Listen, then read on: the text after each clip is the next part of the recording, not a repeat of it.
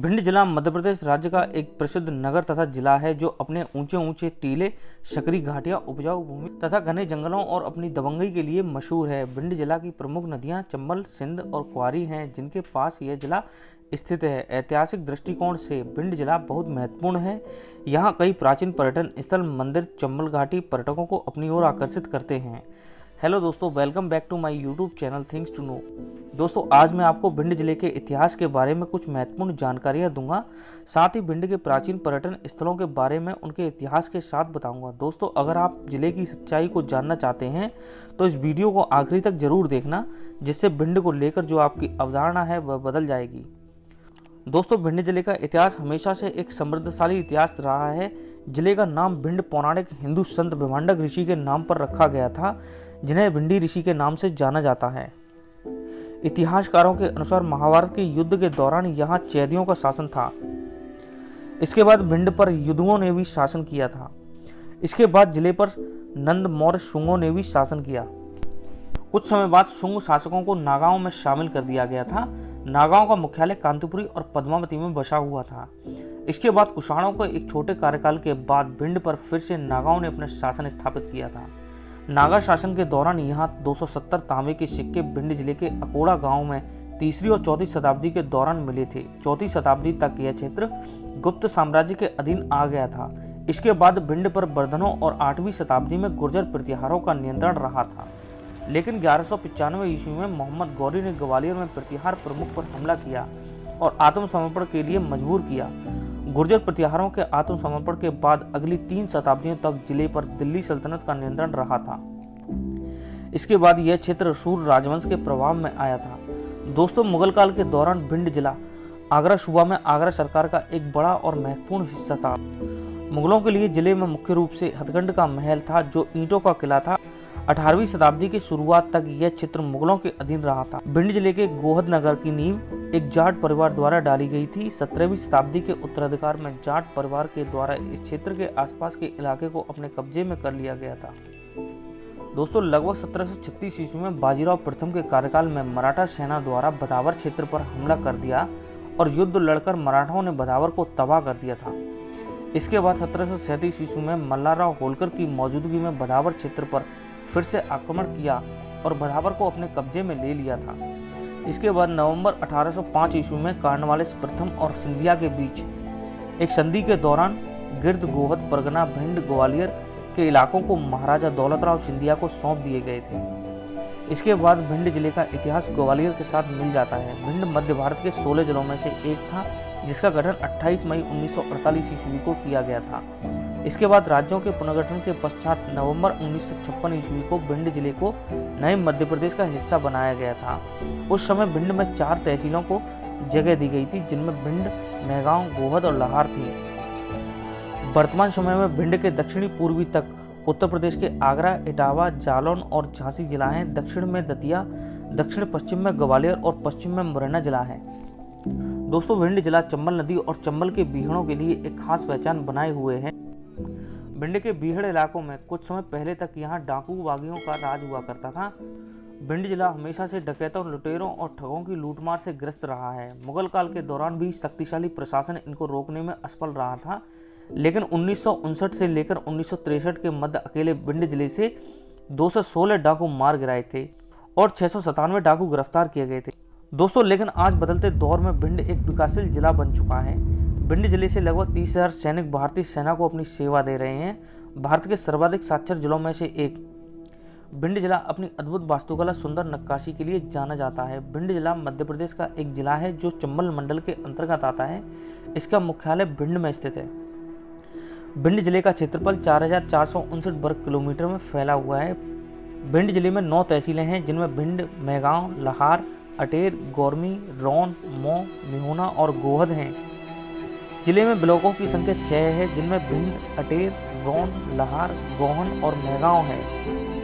भिंड जिले में एक लोकसभा भिंड है। यहाँ विधानसभा की संख्या 5 है। अटेर, भिंड, लाहार, मेहगांव और गोहद है 2 नगरपालिका, 9 नगर पंचायत, 447 ग्राम पंचायत है और 949 गांव, 27 पुलिस स्टेशन हैं। भिंड जिले का सबसे बड़ा गांव अमायन है। दोस्तों, 2011 की जनगणना के अनुसार भिंड जिले की कुल आबादी 17,03,562 है, जिनमें पुरुषों की संख्या 9,26,940 है और महिलाओं की संख्या 7,76,722 है। भिंड का लिंगानुपात 838 महिला 1,000 पुरुष है। 2011 के सर्वे के अनुसार भिंड की साक्षरता दर 75.26% रही है, जिनमें पुरुषों की साक्षरता 85.40% और महिला साक्षरता दर 63.14% रही है। भिंड जिला भोपाल, इंदौर और जबलपुर के बाद मध्य प्रदेश का सर्वाधिक पुरुष साक्षरता वाला जिला है। भिंड जिले का पिन कोड 477001 है। दूरभाष कोड 07534 है। वाहन पंजीकरण संख्या MP30 है। भिंड की वेबसाइट भिंड.nic.in है। भिंड की बोली जाने वाली भाषा हिंदी है, लेकिन कहीं कहीं पर ब्रज एवं बुंदेली भी बोली जाती है और कुछ गांव में बंजारा भाषा भी चलन में है। जिले के रोजगार की बात की जाए तो जिले के निवासी कृषि पर आश्रित हैं। जिले में सबसे कम वर्षा होने के कारण यह एक सूखा और गर्म जिला है, लेकिन सिंचाई के लिए भिंड जिले का प्रमुख स्रोत नदियां हैं। जिले की प्रमुख नदियां चंबल, सिंध और क्वारी नदी हैं, जिनकी सहायक नदियां वैशाली और पहुंच है। यहाँ बोई जाने वाली फसलें गेहूं एवं सरसों हैं।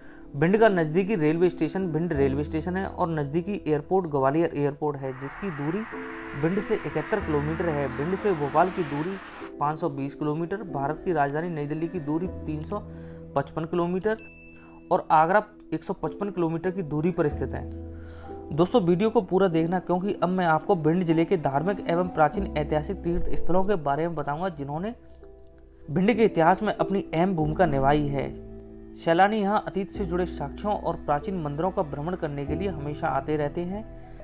इनमें पहले नंबर पर है अटेर का किला। भिंड के इतिहास को संजोए अटेर का किला भिंड के पर्यटन स्थलों में अपनी एक खास पहचान रखता है। इस किले का निर्माण लगभग 300 वर्ष पहले 17वीं शताब्दी में भदौरिया राजाओं ने करवाया था।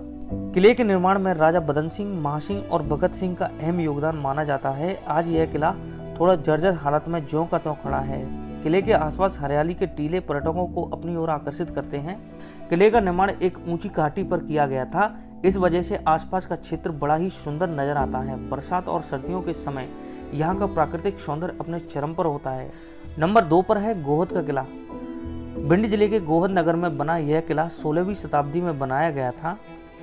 किले का निर्माण कार्य सिंगादेव द्वितीय के शासन में प्रारंभ किया गया था और समाप्त आने वाले जाट राजाओं ने पूर्ण कर एक विशाल किले के रूप में पहचान दी और आज भी यह किला जिले में मुख्य पर्यटन स्थल है। किले में 11 द्वार बने हैं और इन 11 द्वारों के नाम आसपास के गांव के नाम पर रखे गए थे, जो आज भी हैं।